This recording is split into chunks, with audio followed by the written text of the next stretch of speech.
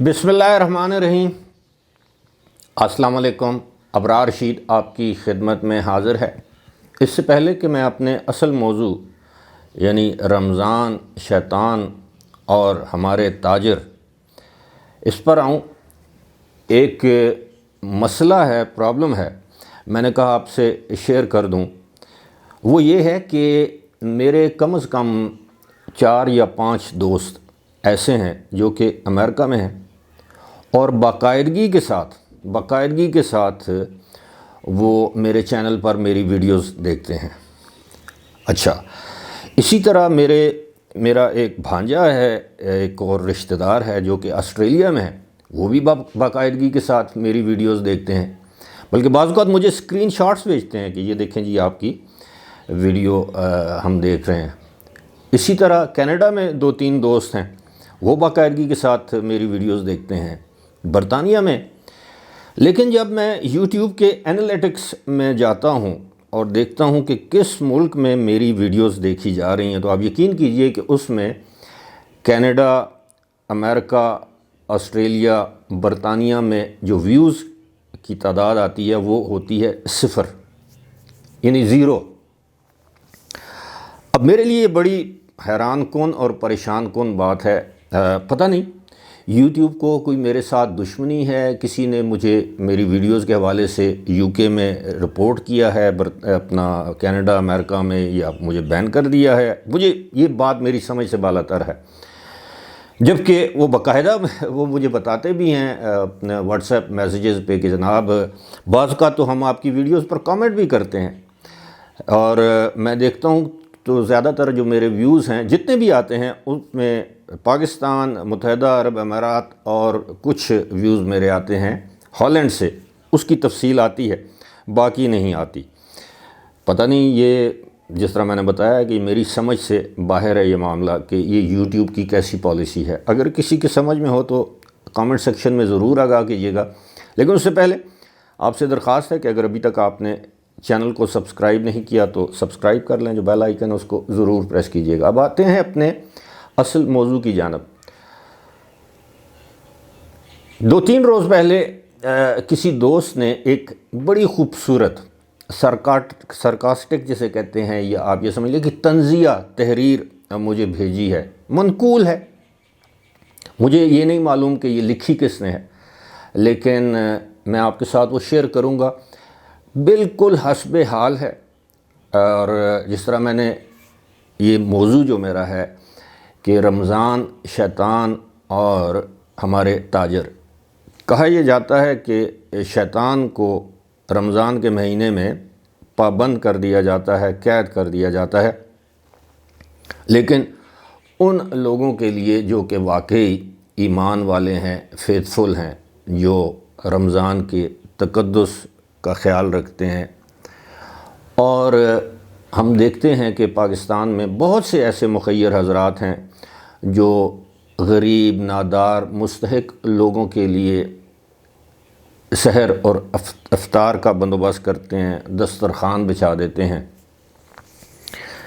बहुत से हमारे मुआशरे के लोग, हमारे भाई, हमारे अज़ीज़ रिश्तेदार जिनका ताल्लुक़ तजारत के पेशे से है, अब वो, मैं सब की बात नहीं कर रहा, बड़े दीनदार और नेक लोग भी मौजूद हैं जो किसी को बताए बग़ैर गरीब लोगों की मदद करते हैं, उनको राशन फ्री में देते हैं या कम नरखों पर देते हैं। लेकिन अक्सरियत ऐसी है, राइट फ्राम इम्पोर्टर से लेके जो मिडल मैन आता है उसमें, जिसको हम क्या कहेंगे, दलाल या आड़ती, फिर होलसेलर, फिर आगे रिटेलर, सब अपने अपने हिस्से की ज़ख़ीरा अंदोज़ी करते हैं, मुनाफा खोरी करते हैं।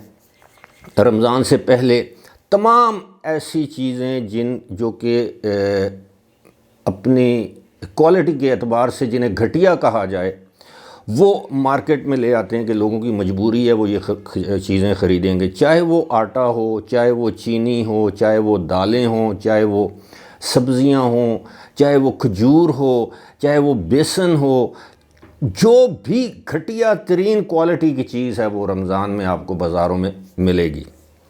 اور بظاہر یہ کہتے ہیں کہ یہ سستی کر کے ہم بیچ رہے ہیں، لیکن آپ دیکھیں آج کل آپ جائیں اور کوئی کھانے پینے کی اشیاء میں سے کوئی چیز ایسی نہیں ہے جس کے نرخ جو ہیں وہ ارزاں ہوں۔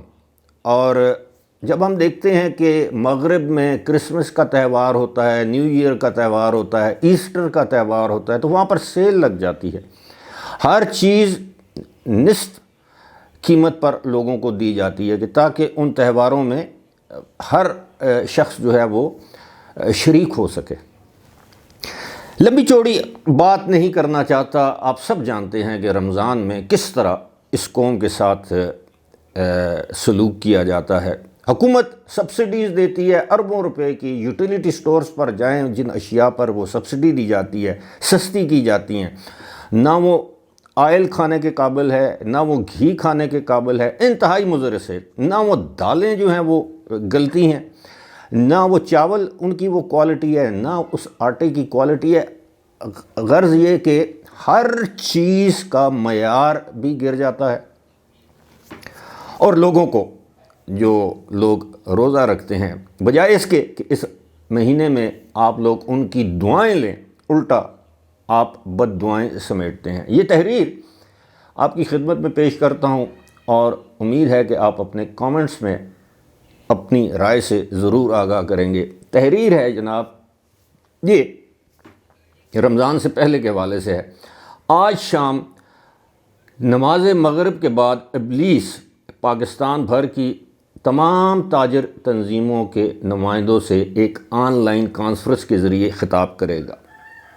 ابلیس آن لائن خطاب کرے گا اور رمضان المبارک میں اپنی غیر موجودگی میں تاجروں کی سابقہ خدمات کو خراج تحسین پیش کرے گا، اور 2024 کے ماہ رمضان کے لیے خصوصی ہدایات جاری فرمائے گا یا فرمائیں گے۔ ابلیس سے جب اس حوالے سے پوچھا گیا تو موصوف نے بتایا کہ پاکستانی تاجر حضرات، خصوصاً الحاج ٹائپ تاجر حضرات، کبھی میری کمی محسوس نہیں ہونے دیتے۔ میں 1 ماہ قید رہتا ہوں تو یہ میرا تمام کاروبار مجھ سے بھی بہتر انداز میں سنبھالتے ہیں۔ ذخیرہ اندوزی، ناجائز منافع خوری، ملاوٹ، بے ایمانی کے جو طریقے ان تاجروں نے ایجاد کیے ہیں، میں تو ان کے بارے میں سوچ بھی نہیں سکتا۔ اپنے ان جانشینوں سے ہر بار اور بار بار بے حد متاثر ہوتا ہوں، لیکن ایک بات کبھی میری سمجھ میں نہیں آئی کہ رمضان میں میری تعلیم و تبلیغ پر چل کر یہ تاجر اپنے مسلمان بھائیوں کا خون چوس کر کروڑوں روپے اکٹھے کرتے ہیں، پھر انہی پیسوں سے یہ حج پر جاتے ہیں اور وہاں پہنچ کر مجھے کنکریاں مارتے ہیں۔ یہ بڑی عظیم منافقت ہے، یہ اس تحریر میں ہے۔ حالانکہ کنکریاں تو انہیں خود ایک دوسرے کو مارنی چاہیے۔